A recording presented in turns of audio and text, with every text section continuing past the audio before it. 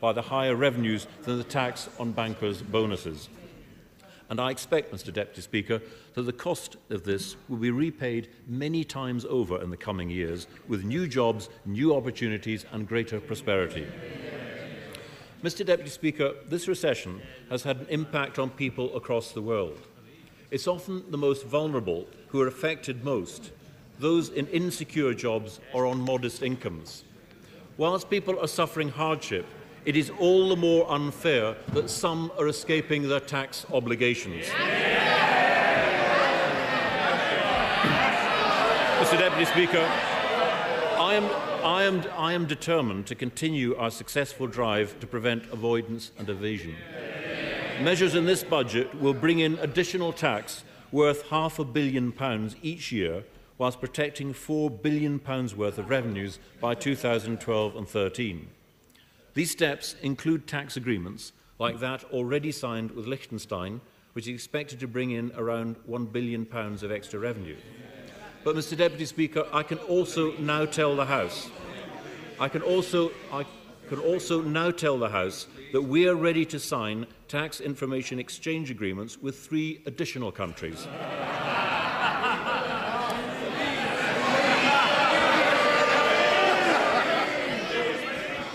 Which are, Mr. Deputy Speaker, Dominica, Grenada and Belize.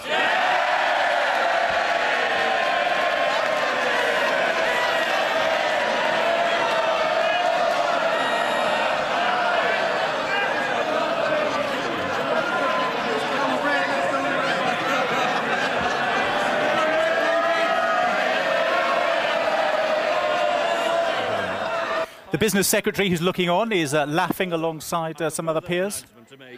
And that is this. We expect these deals to be signed within a few days, which is rather quicker than the 10 years it's taken the front bench opposite to exchange information with the Deputy Chairman of their party.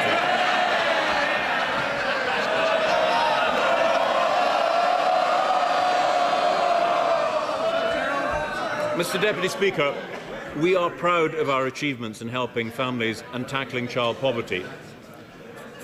For the newborn, there is an additional element of the child tax credit, as well as the Child Trust Fund, something which I know will even be better news to certain members of the House.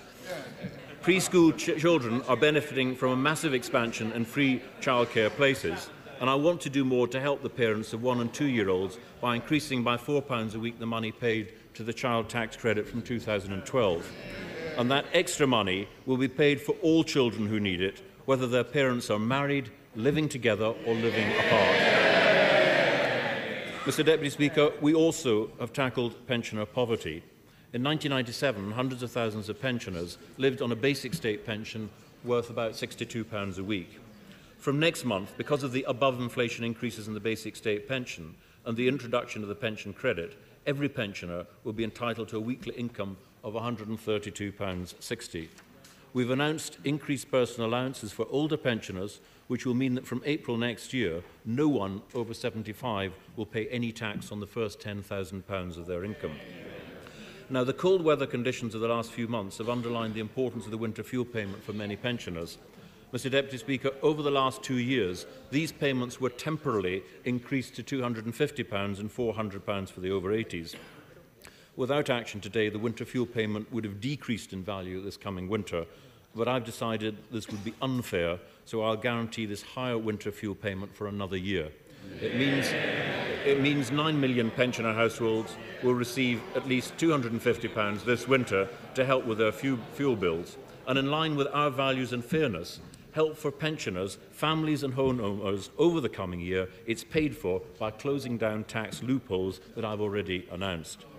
Mr. Deputy Speaker, I believe the government has made the right choices to rebuild our public services.